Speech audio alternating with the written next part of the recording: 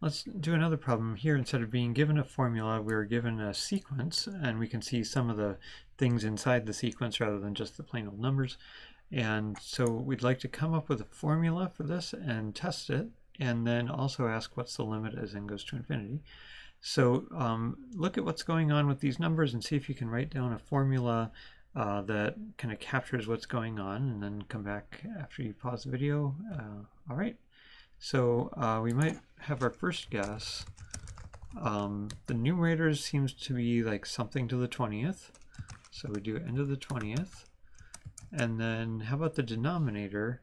I see 2, 4, 8, 16. That's powers of 2, so I might do 2 to the n. And then I see 2 times 1, 3 times 2 times 1, 4 times 3 times 2 times 1, etc. So that seems to be something factorial. So seems like a reasonable first guess. Also, we've got this alternating sign. Anytime I see an alternating sign, I think -1 to the n. So I'm not being careful at all here about does n start at 0, does n start at 1. Is this the n equals 1 or n equals 2 term? But I'm just kind of getting most of my components in place, and then I can be careful about it later. So let's try this. -1 to the n. Notice I have to have parentheses around that. And I'm just kind of guessing n could start at 1 here. We can always go back and change n starting from 0 to be starting at 1 or vice versa. So it's not a forever decision, but we'll just try n equals 1 to begin with. And then times n to the 20th. And let's see what that gets us. So here we got a negative the first time, but we have a positive there. We got a positive here, and we got a negative there. I'm pretty sure this is 2 to the 20th. So I know this number we can't really see. It's not obvious, is that 2 to the 20th, but it's pretty clear that's how I computed it. But it seems like my sign is off. Let's do the denominator that I was guessing. You know what? I'm going to actually do the denominator in 2 parts, denominator 1, denominator 2, because I do want to see how this behaves versus that one. So let me do 2 to the n here and factorial there. So for this term, am I getting 1 as the denominator? No, not really. I'm getting 2. Let's see what I get here. Here I'm getting 4 times 2, which is that. Well, actually, the times 2 times 1 is 2, but I should be getting a 2 there instead of a 4. So it seems like I'm off by 1 in these denominators. Let me try making that a little more clear. So the denominators, this term is going 2, 4, 8, 16, but I need it to go 1, 2, 4, 8. So I'm going to subtract 1 from the power, and now my denominators in that term are going 1, 2, 4, 8. So that's good. How about the factorial? Here I'm getting 3 times 2 times 1, which is 6, and that's when I'm doing 3 to the 20th, so that seems to be working. And I still got the sign problem here, so I could throw a minus here just to change all the signs, or what you'll also commonly see is put a parenthesis in the exponent and add 1, so all the odd ends turn into evens and vice versa. So I think everything's working now.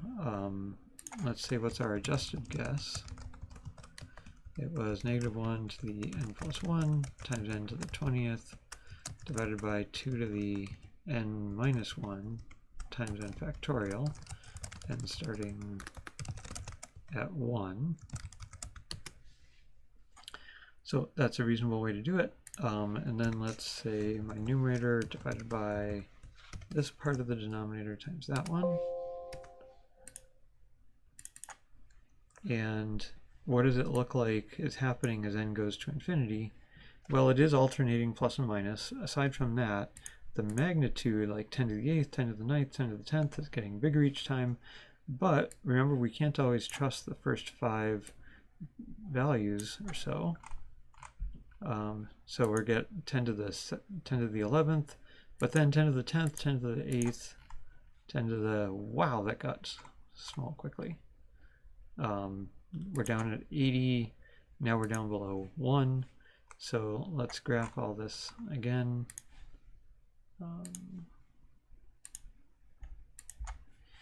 And again, these numbers are so big we can't really see what's going on with the final sequence values. So we'll delete these. And so it looks like it was growing, at least in absolute value, and then shrank again. So it looks like in the long run the limit would be 0. Can we say what's going on here? This is a power.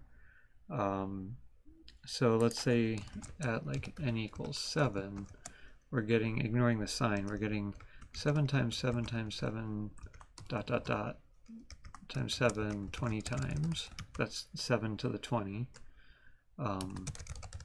Divided by 2 times 2 times 2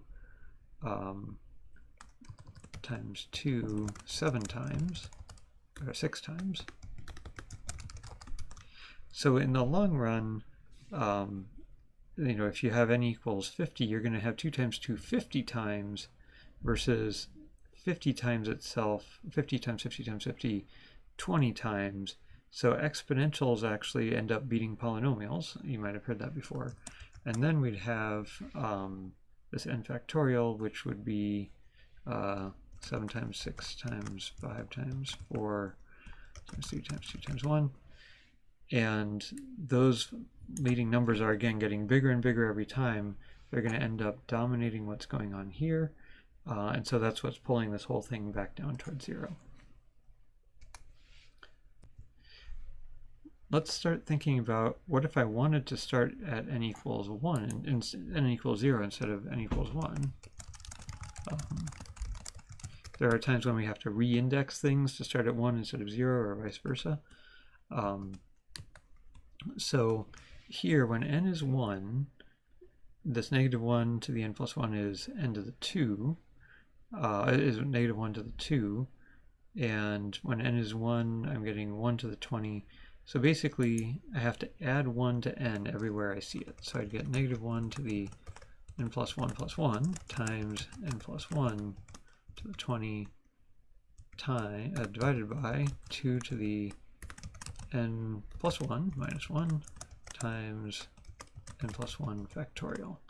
So that way, anytime, starting with n equals 0, this n plus 1 turns that into 1, turns this into 1, turns that into 1.